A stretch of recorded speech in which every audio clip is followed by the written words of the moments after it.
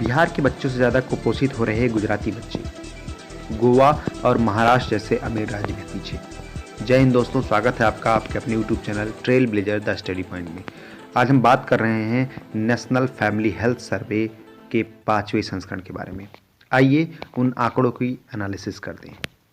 साल 2012 में तब के प्रधानमंत्री डॉक्टर मनमोहन सिंह ने कहा था कि कुपोषण की समस्या राष्ट्रीय स्तर में है। इतने सारे कुपोषित बच्चों के साथ हम एक सेहतमंद भविष्य की उम्मीद नहीं कर सकते। उनकी कही बात को 8 साल बीत चुके हैं।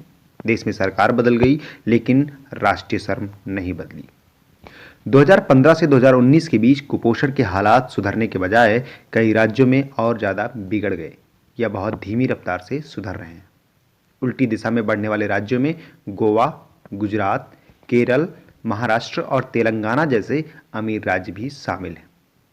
इस ट्रेंड का खुलासा नेशनल फैमिली हेल्थ सर्वे यानी NFHS के 5वें संस्करण के आंकड़ों का एनालिसिस करने पर हुआ है। गुजरात और बिहार की तुलना करना थोड़ी अजीब लग सकती है, लेकिन ट्रेंड को समझने के लिए जरूरी है कि ये तुलना की जाए। 2019 में बिहार की प्रति व्यक्ति आय 40,982 रुपये थी। गुजरात की इससे करीब 5 गुना ज़्यादा यानी 1,95,845 रुपये।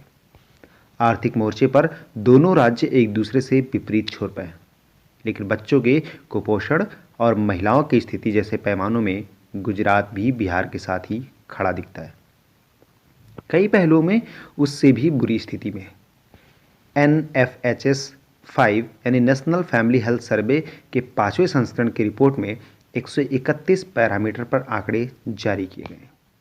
इसमें से 81 से ज़्यादा पैरामीटर पर गुजरात ने बिहार से बेहतर प्रदर्शन किया है, जैसे स्वास्थ्य सेवाएं और शिशुओं की मृत्यु दर।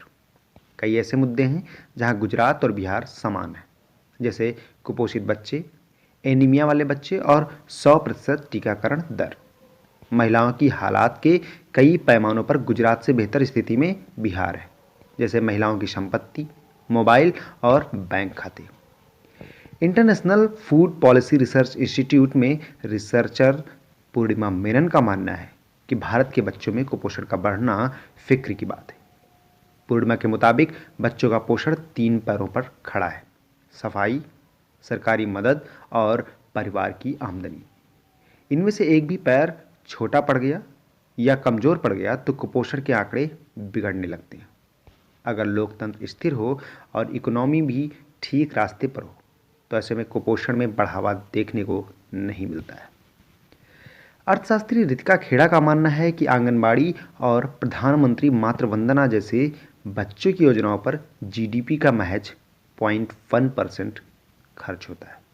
इस क्षेत्र में कारपोरेट की भागीदारी तो है, लेकिन वह पैसे कहाँ खर्च हों ये पता नहीं है।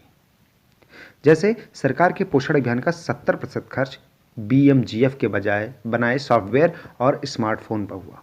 इसे आंगनबाड़ी कार्यकर्ताओं और खाने पर खर्च होना था। नेशनल फैमिली हेल्थ सर्वे यानी NFHS की शुरुआत 1992 में हुई थी। ये देश के परिवारों का सर्वे है, जिसमें स्वास्थ्य, पोषण और सामाजिक स्थिति से जुड़े आंकड़े जारी किए जाते हैं। NFHS का डेटा न सिर्फ रिसर्च के लिहाज से जरूरी है, बल्कि केंद्र और राज्य सरकारें इसी के आधार पर पॉलिसी भी बनाती हैं। 2020 में NFHS के 5वें संस्करण के आंकड़े जारी किए गए। इससे पहले यह सर्वे 1992, 1998, 2005 और 2015 में करवाए जा चुके हैं।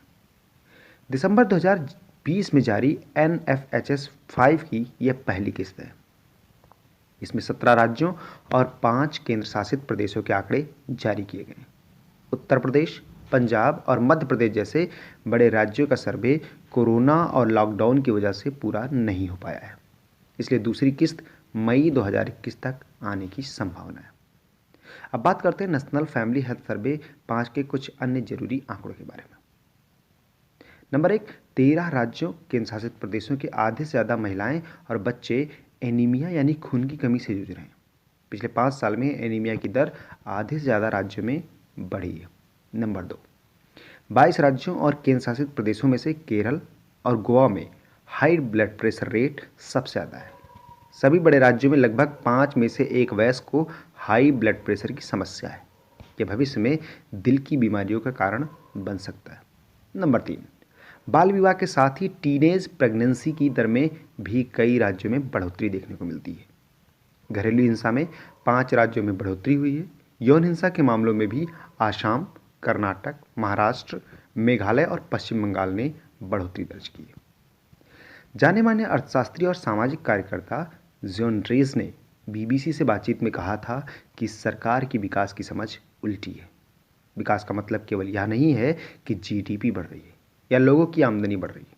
विकास का मतलब यह भी है कि न केवल प्रति व्यक्ति आय बढ़े, बल्कि स्वास्थ्य, शिक्षा, लोकतंत्र, सामाजिक सुरक्षा की हालात में भी सुधार हो।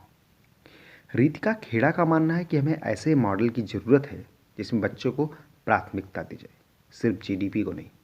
देश में बच्चों की कितनी पूछ है, या इससे साफ होता है कि लॉकडाउन के बाद मॉल, सिनेमाघर, यहाँ तक कि शराब की दुकानें तो खुल गई, लेकिन आंगनबाड़ियों को खोलने के बारे में बात ही नहीं हो रही। आज की वीडियो में इतना ही।